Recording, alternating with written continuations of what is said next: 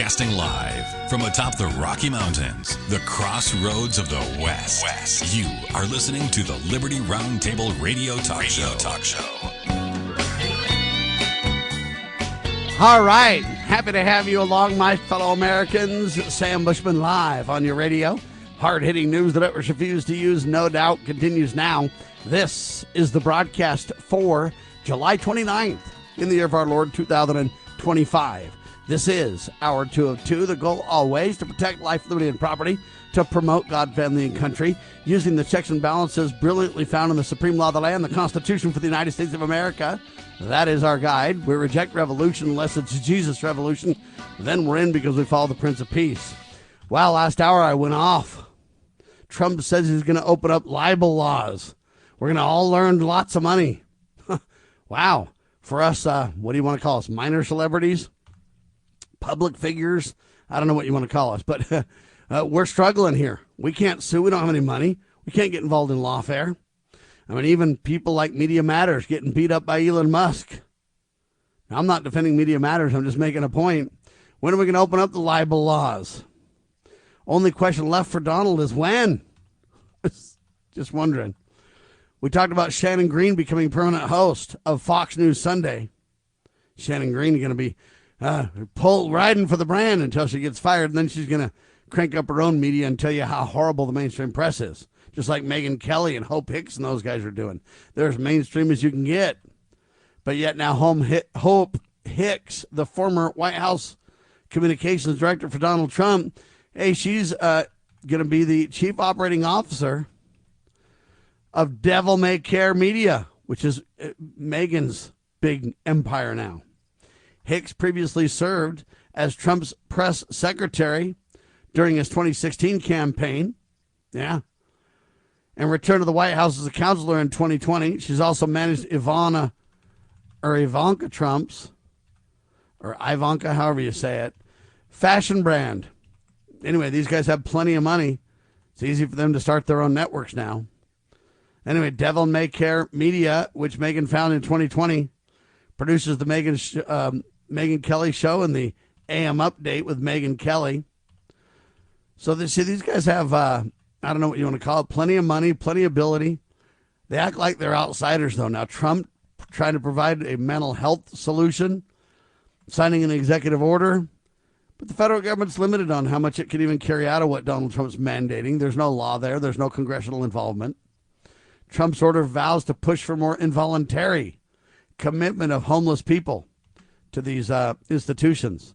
My problem with all that, Trump, is I get it. But at first it'll be the homeless, veterans, drug addicts, prostitutes, and then it'll back into eventually people who disagree. That's how these regimes work. Now, that may not be President Trump's intent. I believe President Trump's a good person and means well. But he's going down a slippery slope, ladies and gentlemen, as they abolish the education department or reduce its size and scope and funding and personnel and everything else. Will they crank up these same issues in other departments that may be even more dangerous? So mental health under the education department is pretty benign. It's let's discuss it. Let's educate about it. Let's talk about it. Let's work through it. When you put it under, say, Health and Human Services or the Department of, or the Institute of Health or whatever, whether it becomes a national deal or a World Health deal, you're on slippery ground. Because who's going to decide who's mentally unhealthy? Well, the government's going to decide that. Sam Donald's going to leave the devil in the details. To who? Or to whom? Right? So it's very serious. And I'm not trying to attack anybody over this, but I am trying to warn the American people. This sounds so simple. Oh, my gosh, we want to give care to the homeless, care to the addicted, care to people who are suffering from mental illness. Great idea. It's a great idea if it's done through the private sector. It's a great idea if it's done through Christian charitable kindness, not by force. Then it's a wonderful thing. If it's managed on the local level, if it's managed out of love the Lord thy God and love thy neighbor as thyself. If it's through those mechanisms, I support it 1,000, 1,000,000,000%. When it comes from the federal government on down, I'm off the plan. It's not the proper role of government, people. And whenever you do things that are not the proper role of government, you can expect it to run off the rails, okay? Just thought I'd tell you that. All right, this guy, I don't know much about him, but his name is Paul Dans. And I don't know if you guys know about Paul Dans either, but you're going to learn about him, and here it is. He is a key figure in what's called Project 2025. You heard of that? Donald Trump ran from it half the time, embraced it the other half the time on the campaign trail. I think a lot of 2025 stuff is really, really good. It's a huge behemoth proposal, so I have not read it all. But Paul Dans is a key figure in this Project 2025. He's now initiating what's called a Republican primary challenge against Senator Lindsey Graham in South Carolina. Well, I know Lindsey Graham has been a pretty liberal guy for a long time. No, wait, Sam, Lindsey Graham, doesn't he love Donald Trump? Well, he hated Donald before, now he likes Donald, yeah. I don't know that I'd trust Lindsey Graham at all. He's one of the insiders that has been there forever. Dans, I guess that's how you say it, last name, Dans, has expressed what he calls dissatisfaction with the current progress of federal workforce reductions and federal program cuts that were part of the, quote, Trump administration's agenda, indicating a need for further action, specifically targeting the U.S. Senate. Well, I don't disagree with that, but I would say this, Paul Dans. What about all the senators? They have staff between 10 and 20 people. Do they need that many on their staff? I'm expressing dissatisfaction with the progress as well. They say he will officially announce his campaign in Charleston, I guess, on Wednesday. Senator Graham has held his position for many years, and he's received endorsements for his 2026 campaign from President Trump, as well as significant state Republicans.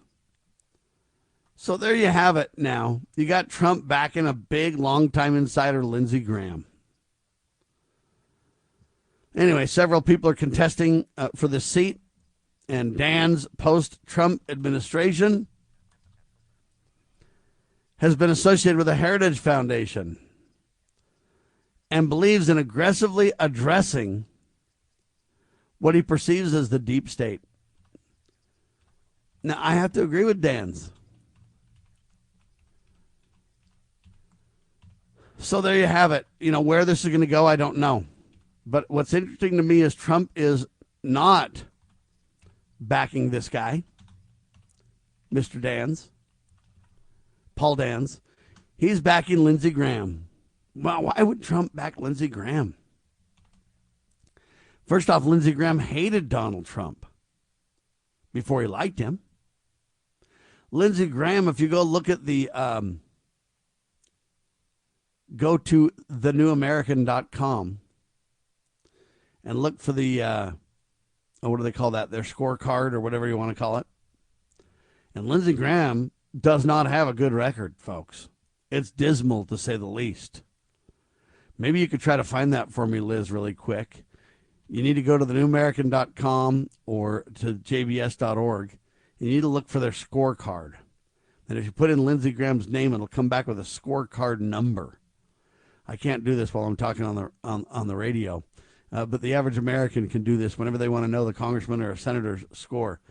The John Birch Society really, looks at these scores and these based on a rolling vote, whatever you want to call it. Your voting record on a rolling, they take the last so many votes and, hey, how do you look? How constitutional are you? And they bring issues to the table that directly relate to constitutionality, funding, et cetera, et cetera. Then they create this scorecard on all congressmen and senators, and they make it available. And it's a very good scorecard. It's very, very well done. The National Taxpayers Union has a similar scorecard. The Gun Owners of America has a similar scorecard. But Gun Owners is about guns. NTU, National Taxpayers Union, is about taxes. This New American or John Birch Society score is about constitutionality. All of them relate. They just have different ways of focusing on what's important. But I find this Paul Dans guy, I don't know much about him, but if he's a key figure in the 2025 initiative or Project 2025, and if he's backed by the Heritage Foundation, right, then I think we ought to realize that, hey, he's trying to decrease the deep state, and we're going to keep Lindsey Graham there instead, Donald? Come on now, sir. Liberty Roundtable Live continues in seconds on your radio.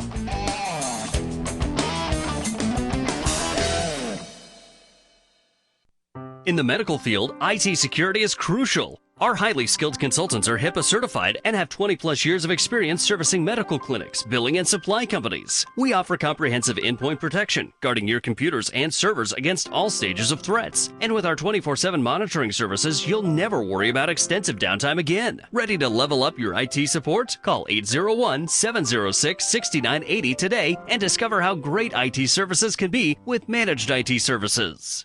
Step into the boots of the American West with Range Magazine, where grit meets grace. This is a front row seat to the stories, struggles, and triumphs of ranchers, farmers, and stewards of the land. From jaw-dropping photography to no-nonsense reporting, Range brings you the untold tales of life on the range. Whether you're a city dweller with a cowboy's heart or living life where the pavement ends, Range speaks to the soul of the West. Subscribe today at rangemagazine.com. Cybercrime is exploding. Take Sarah from Sweet Delights, whose world crumbled after having to close with not being able to bounce back. Small businesses are prime targets, but the right strategies can keep yours safe. Jay Hill, CEO of Network Providers, has co-authored The Cyber Playbook Simplifies Cybersecurity for Business Owners with Strategies to avoid costly breaches and fines. Build a strong cyber attack response. Secure your business with key protections. Cyber threats aren't slowing down, but you can stay ahead. Protect your business. Ensure its security for tomorrow. Get the Cyber Playbook today at networkprovidersinc.com/cyber-playbook or call 385-446-5500 now.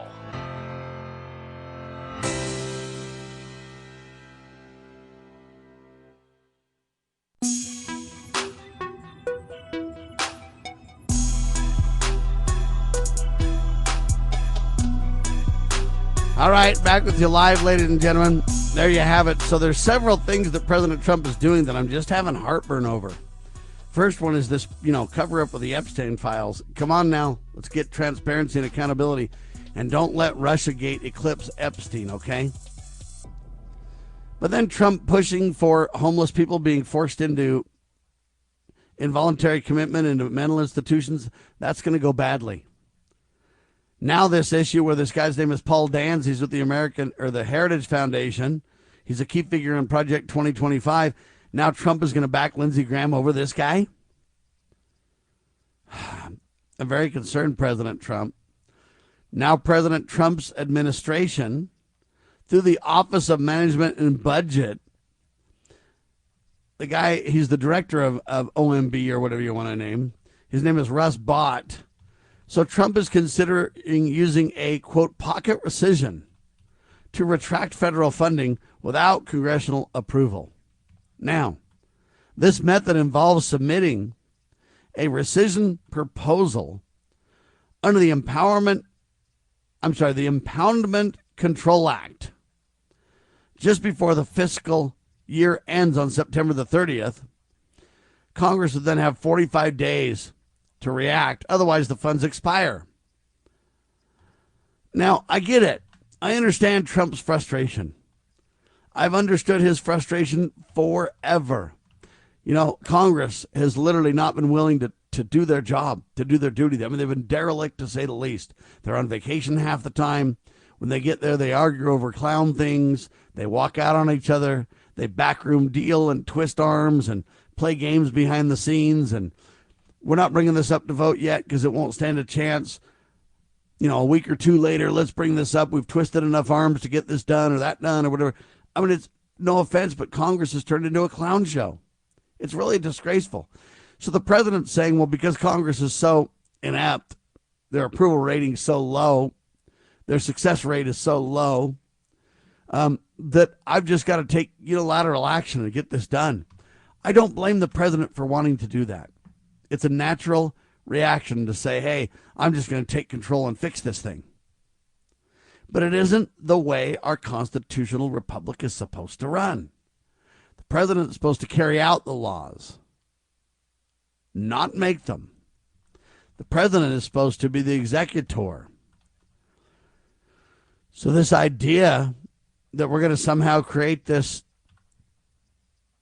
pocket rescission, I get that you want to spend less money, President Trump, and I support your general idea to do that.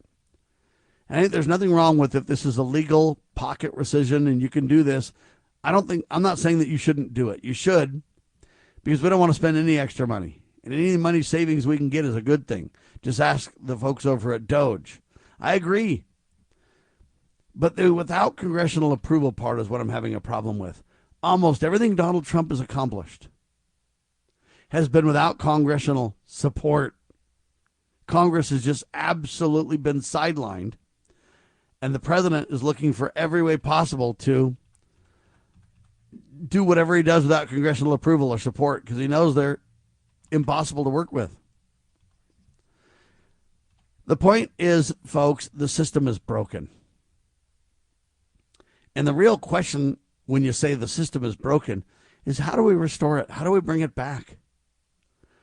And I know no better way than to use the supreme law of the land as intended by the founding fathers to chain people down with the Constitution. Right now, Congress needs to be rioting and standing up and saying, no, President Trump, you don't need to act unilaterally. You don't need to use this, pocket rescission. You don't need to do that. Okay? We can handle this. You need to get congressional approval and we'll help you. But see, if Congress they struggled to reduce $9 billion in funding. They struggled. I'm glad they got it done. But we need to see package after package after package after package at that rate. $9 billion here, $9 billion there, $9 billion there. Pretty soon you're getting some real money if you keep it up, but it's going to take a long time because $9 billion isn't much money in the multi-trillion-dollar discussion, is it? So I appreciate that Trump wants to get it done. I appreciate that he's like Congress is just, they're so slow, they're so incapable, I've got to do this myself. I get it, President Trump. And I don't have any problem with you using this pocket rescission capability. But I do want you to start to look towards Congress and build bridges. The man that's the art of the deal doesn't act unilaterally, violating the checks and balances in the Constitution. The man that understands the art of the deal says, I've got guidelines given to me by the people who hired me to do this job. They delegated certain authorities to me. And I can only act within my scope of authority. And whenever I act outside of that, I'm adding insult to injury to the system. And so, President Trump, I support your effort here, but I say that you should use this pocket rescission. Take as much money off the table for them to spend as you possibly can. But you're going to have to work on the art of the deal. You're going to have to sit down with leaders of Congress. And that's why you shouldn't keep Lindsey Graham in place. Get rid of those who have opposed you, President Trump. Get rid of those who oppose shutting down the education department. Remove those from office who stand in your way. But in order to do that, you're going to have to highlight to the American people why these people need to go. Because it's not Trump that removes them from office. It's we, the people, and our voting that can either retain or let them go. And the American people will do the right thing if they get the right information. How do you do the right thing? How do you get the right information? How do you make it transparent to the American people? You demand the media tells the truth and toe the line. And you go to the new media taking center stage people, not the old guard media that wants to betray you, Trump. And you tell the tale through the new media. You create straight up and down votes on issues of importance. And you find out who really is deep state, who really is so partisan that they blame the other party, really defending the deep state, the good old boy network between both parties. And let me give you an example to prove this. The Republicans were like, yeah, we need the truth on the Epstein files. By golly, we sure do. And the Democrats did nothing when they were in office, so they don't agree. It's obvious they don't agree. But then when push came to shove, the Democrats started calling for the release of the Epstein files because they knew that it would hurt Republicans. Well, lo and behold, they had an up and down vote on it.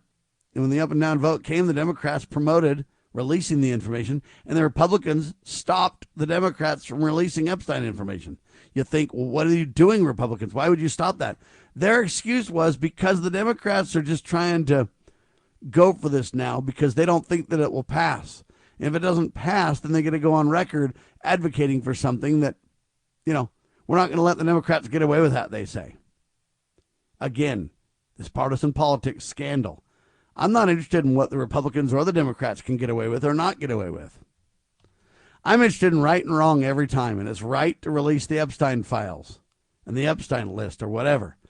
Why are we in a situation where the Democrats are for it and the Republicans are against it? Because it's partisan politics. Well, the Democrats are doing this for the wrong reason. Who cares? You can advocate for the right outcome for the wrong reason all you want to. I'll take it with a smile, right? It's kind of like how when Ron Paul got backed by a bunch of prostitutes running for office. And they tried to make a big scandal out of it. And they said, oh, yeah, Ron Paul, you got a bunch of prostitutes voting for you. What do you think about that? And Ron Paul just smiled and said, hey, I even represent the prostitutes. I represent everybody.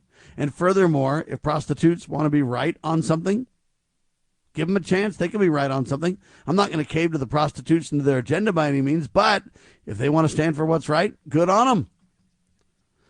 And that's the way we need to look at these things. And so I look at it and go, the Republicans and Democrats, they just have an agenda, which is hate the other guys, blame it on the other guys, and never do what's right internally.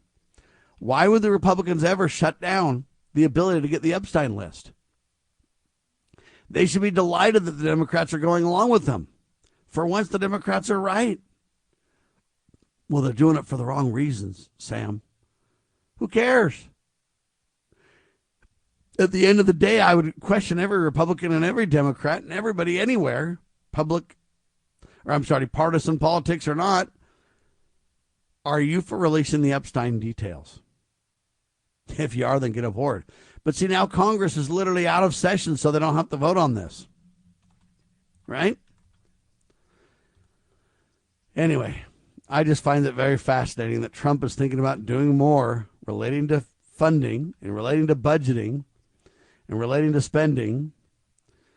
And, he wants to retract funding, which I support 100%. But let's do it the right way. Let's get Congress on the beam. Let's sit down and have real talks. Bring them back in session and demand that they sit down and work on this. And we got to start removing way more than $9 billion. I mean, we need $100 billion, $200 billion, $500 billion, $1 trillion savings. We can get there if we just reject a lot of this foreign aid. If we don't keep cranking up new programs like we're going to put all the mental people in jail. I mean, is Donald going to foot the bill for all that? Well, we're bringing in so much money from tariffs, we can do all those things, plus give everybody, a big old stimulus check. Why don't you just get rid of the IRS and forget the stimulus check, okay? I'll get enough of a savings without that goon squad over my head, right? So, you don't need to do things like keep the IRS around and fleece my pocket every year, but give me back a fake stimulus check. We're going to go ahead and say that the homeless are addicted to drugs. We better put them by force in mental institutions. Then they're going to say, what about Americans addicted to stimulus checks, huh? Do they go to jail too? After all, they're not even contributing to society, are they? See, you go down these rabbit holes that just don't go well. Why don't we restore the proper role of limited government? Gas stations are in trouble. We'll tell you about that coming up, okay?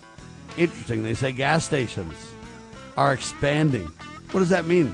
Tell you in seconds. You're listening to Liberty Roundtable Live, syndicated by the Loving Liberty Radio Network, lovingliberty.net.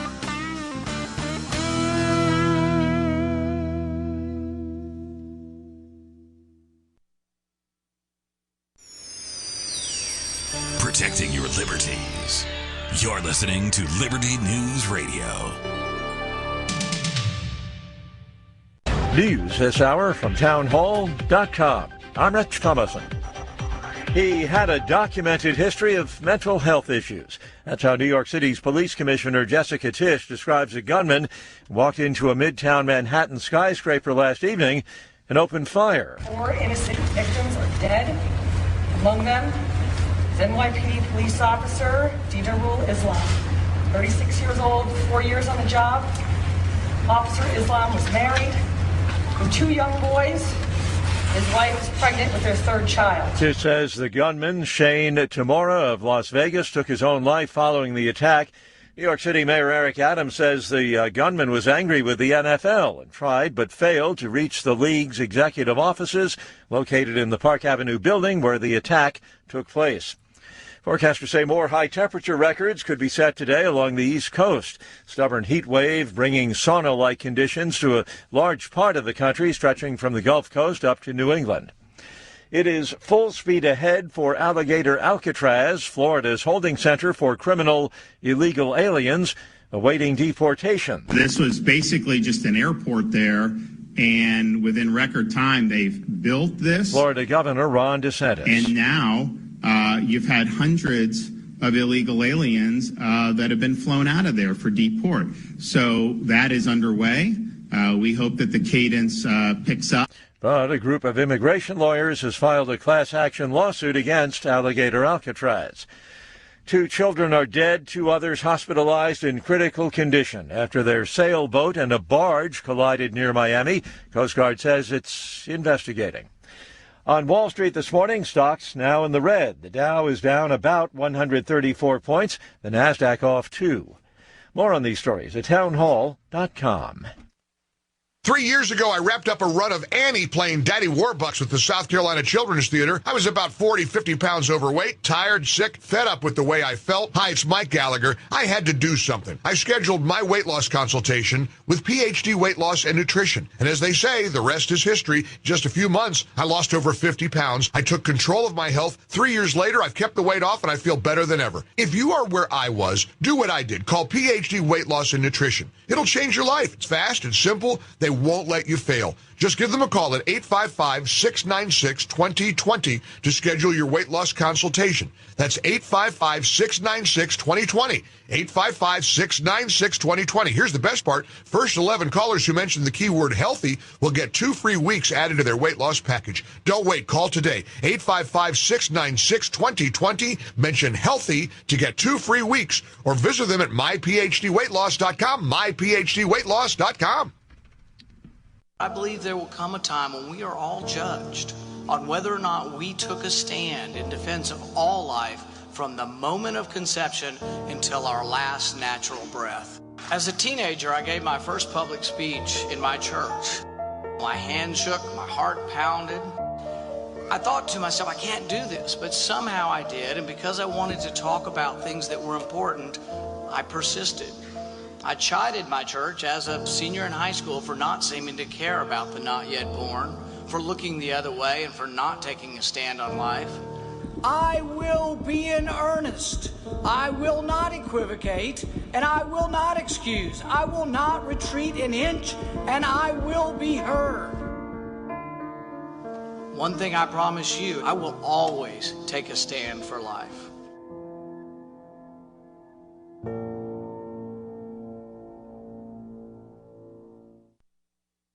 Are you ready to stand up for your community and support your local sheriff?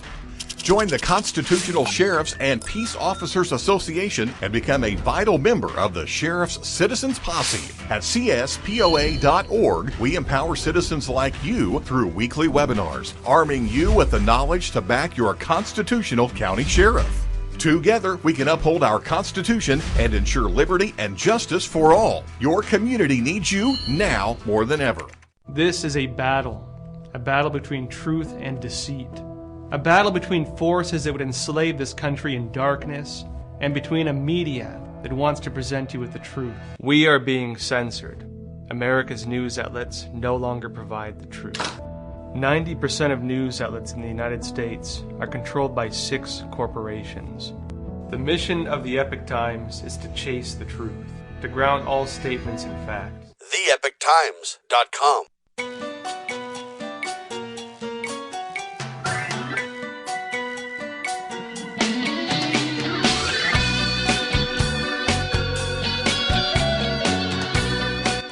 Broadcasting live from atop the Rocky Mountains, the crossroads of the West. You are listening to the Liberty RoundTable Radio Talk Show.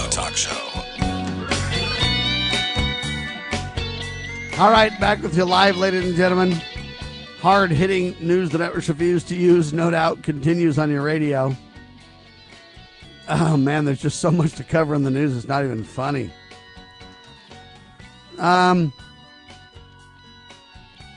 Gas stations are in the news, and gas stations are expanding their sizes and services in response to the growing number of, quote, electric vehicles, adding chargers alongside traditional pumps, and transforming their spaces into, quote, shopping centers to engage customers during charging times. Wow, we're starting to see a sea change as they roll out more and more and more electric chargers for vehicles, right?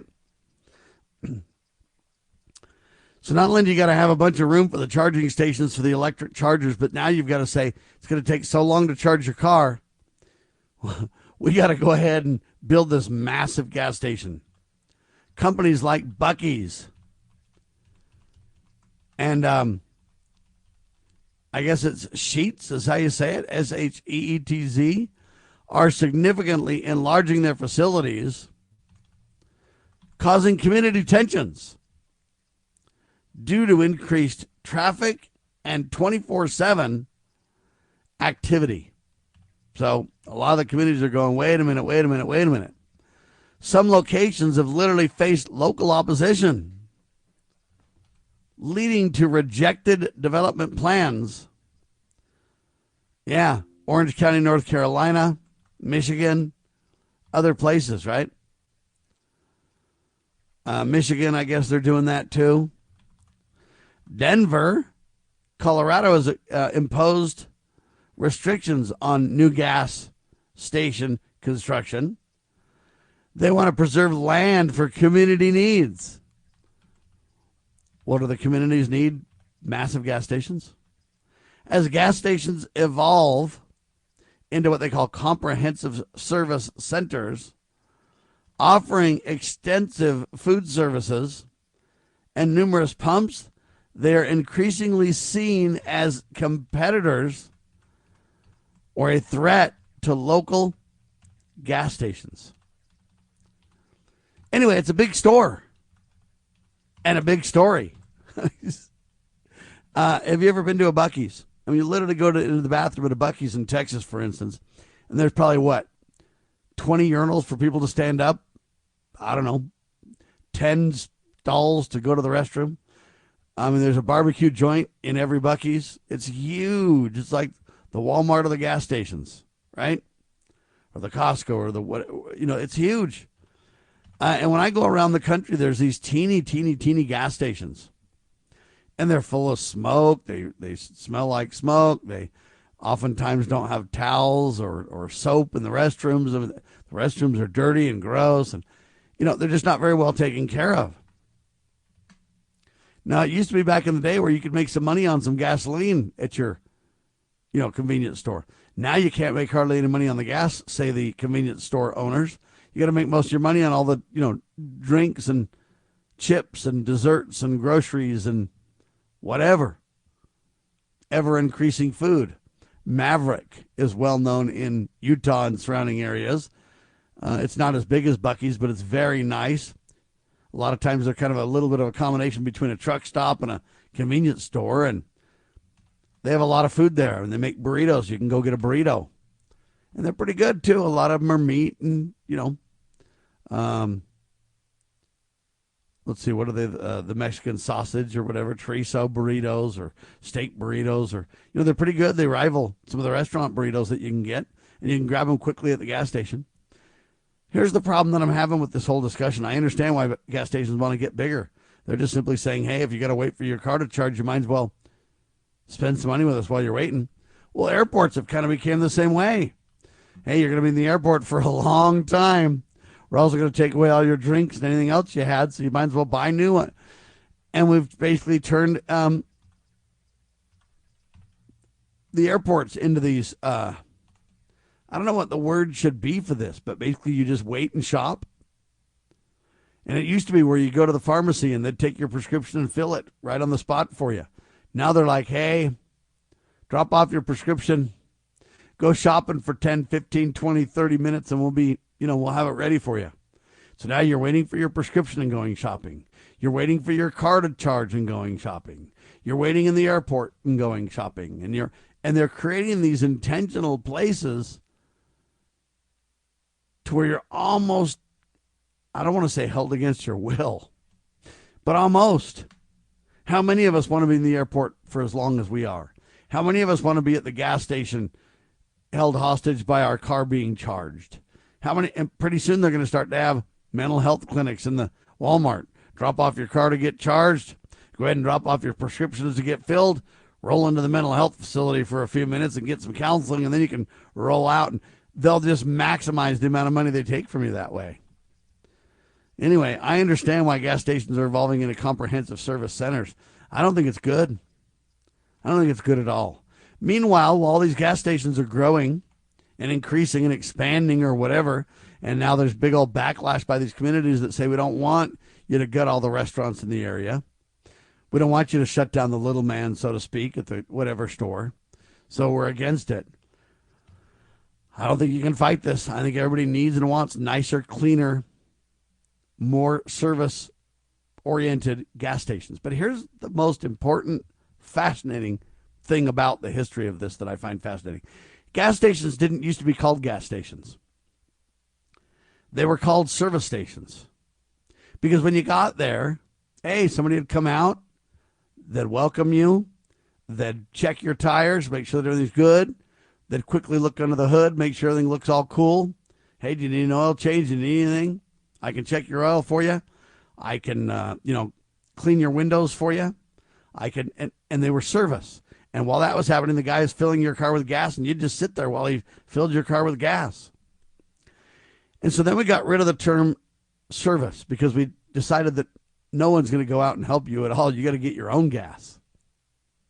So we dropped the name service station and turned it into gas stations. Because, you don't want to say there's a service station with no service, right?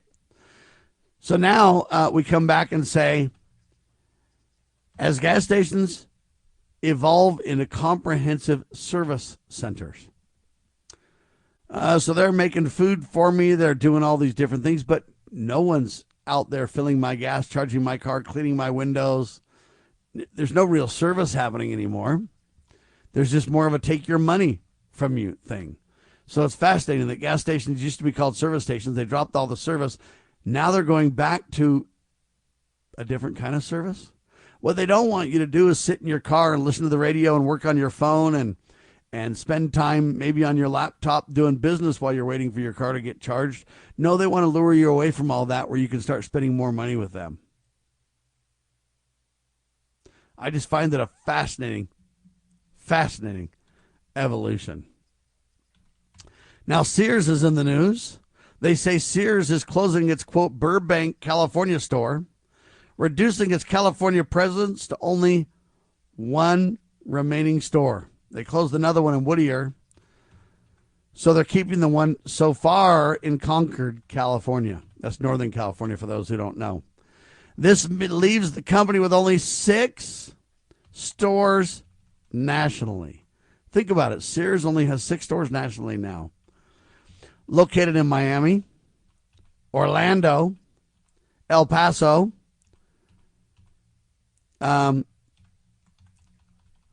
Braintree, and Puerto Rico. So you got basically Texas, Florida, Puerto Rico. Sears, they say, which declared bankruptcy in 2018, has drastically reduced its operations. They used to have 3,500 stores, but due to competition from other retailers and the growth of e-commerce, now they're down to 6. The retailer continues to operate its Sears Home Services division. Now, what's interesting about that Sears Home division, they've had to get rid of like a lot of their other brands like Craftsman or other tool kind of, I don't know what you want to call them, trade lines that they've had or whatever, trade brand names or whatever that they have.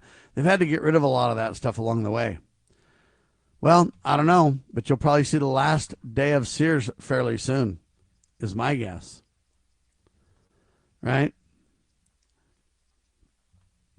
Anyway, there you have that. I just thought that was really interesting. It's sad, Sears going away.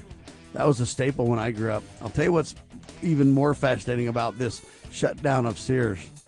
Sears versus Amazon will be the discussion when we get back from this short break. I'm Sam Bushman. You're listening to the one and only Liberty Roundtable Live, hard-hitting news the networks refuse to use talk show on your favorite radio station.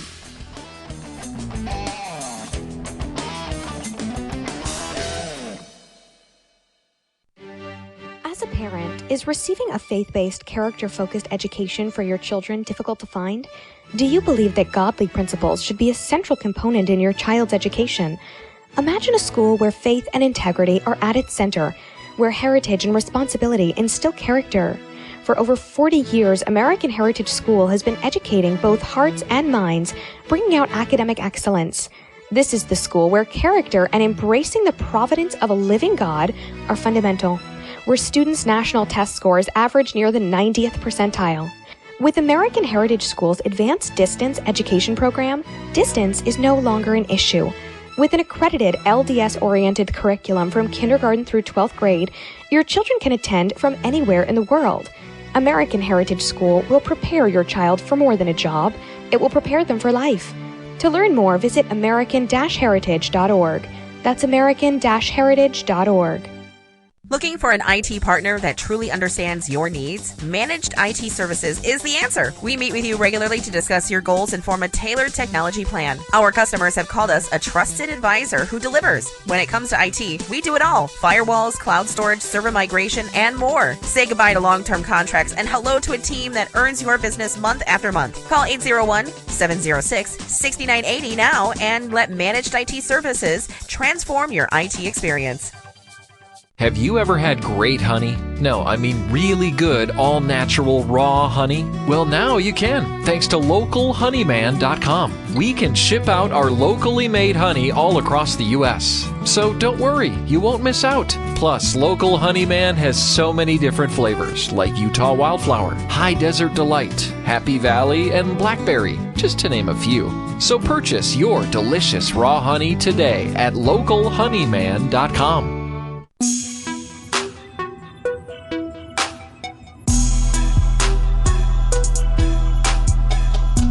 All right, back with you live, ladies and gentlemen.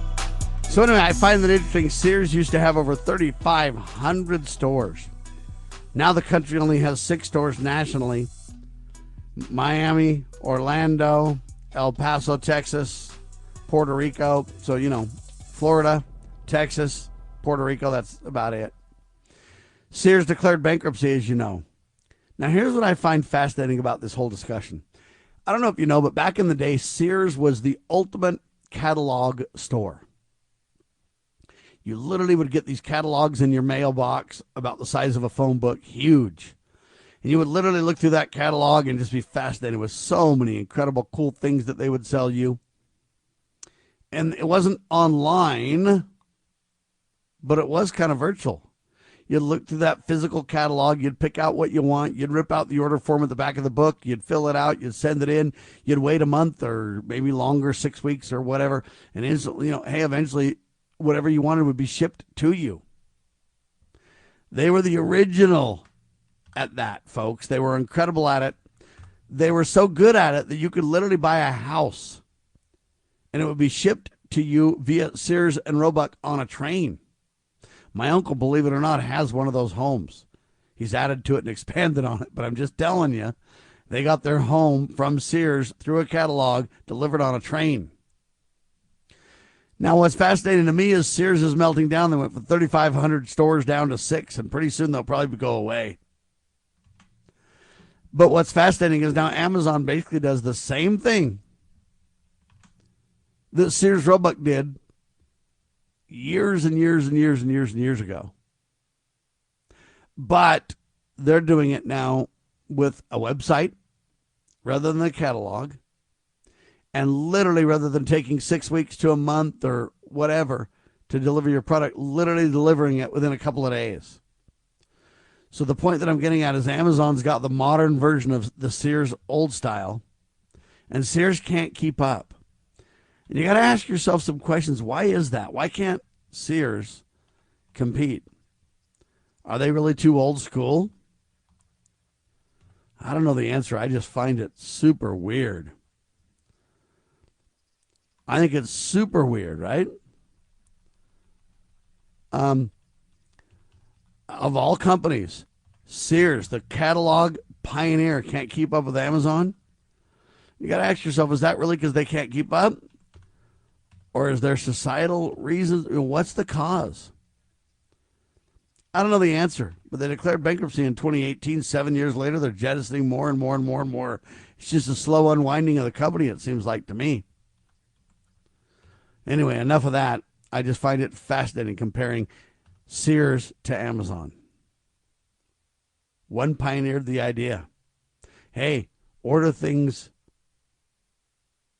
that you can't see, whether it's online or just a book, and then have them delivered to you.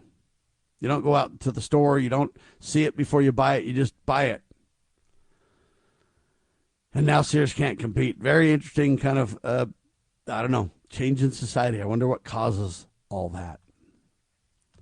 All right, there's a judge.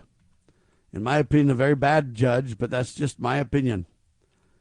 Judge Indira Talwani of the Federal District Court in Massachusetts now has blocked a Trump administration policy that would deny federal Medicaid funds to Planned Parenthood clinics offering abortion services. Now, this judge, in my mind, is out of line. But there you have it. The policy, they say, part of a broader bill signed by President Trump, imposed a, quote, Medicaid funding ban on nonprofits offering abortions that receive over 800,000 in 2023. So, I don't know. Judge Talwani basically said the policy likely constituted retaliation against Planned Parenthood, violating their, quote, First Amendment rights by leveraging Medicaid to indirectly force the cessation of abortion services. I don't even know how to respond to that.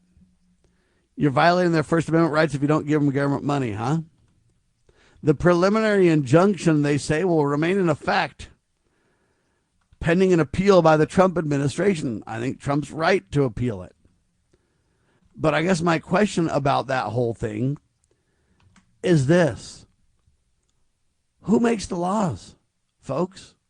I know I started out with this at the beginning of the first hour. Who makes the laws? Well, Congress should. Well, if the courts literally shut down the lawmaking body like Congress and shut down the president, is the court making or interpreting the law? And if it's true that they're violating the First Amendment rights of Planned Parenthood, if you don't give them money, then don't they need to give me money so they don't violate my rights either?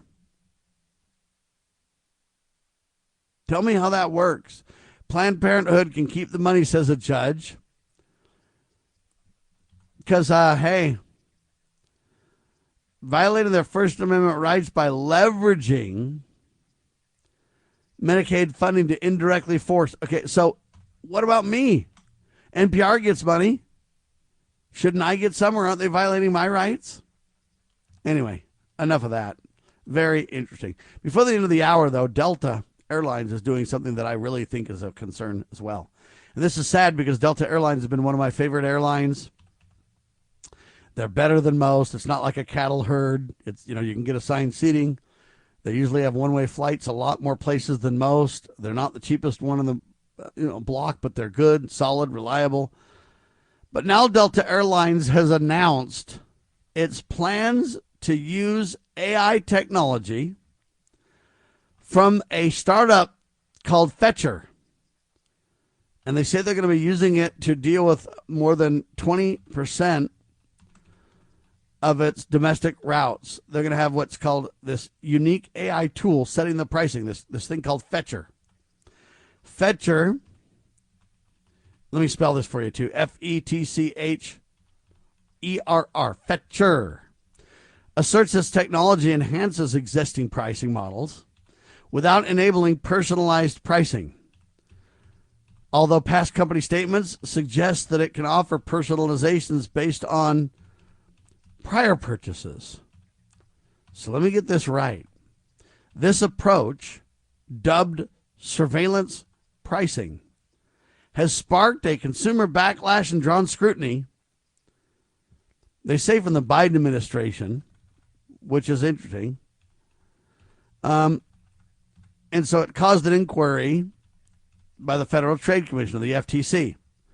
They say despite this, the Trump administration and its focus on fostering AI innovation might diminish regulatory barriers. Okay. Furthermore, discussions and potential legislation at both the federal and state levels are aiming to regulate what they call these personalized pricing. So you say, what is the deal? What happens, Sam? How does this really work? Well, I guess here's what happens. This individualized pricing or surveillance pricing does this. You know, you have cookies on your computer? Yeah, cookies aren't to eat, but they're little document files that basically say where you went, where you came. It's basically a track you file. And it's designed by websites to give you a customized experience, which a lot of times we appreciate in the day-to-day. The cookie might say Sam likes politics. Sam likes food. Sam likes, and so then they're going to basically feed ads and articles and things like that to me based on my cookies. Well, now they're taking this to the next level, and they're tracking you across websites. And here's the deal. Let's say that you book a 5-star hotel, and now you're looking for a cheap airfare. They're going to go, ooh, you know what? He visited and paid for a 5-star hotel. This guy can pay more for a ticket than everybody else. They've got money. And so this existing pricing models through Fetcherr, dubbed surveillance pricing, they're able to surveil you. And if you buy a nice car or rent a nice car, go to a nice place, if you get a bunch of entertainment tickets to different things, they're going to be able to see all that because they're tracking you, right? And then they're going to be able to just adjust your plane fare to be appropriate with your lifestyle. This is disaster. AI is going to do it. AI is going to build dossiers on each one of us and use those dossiers against us for marketing/sales purposes. Delta's leading this charge. They're getting a lot of criticism for it, and I can see why. Right? Shame. Shame, shame on those guys. Where do we go? Don't know. Seems like this stuff never ends.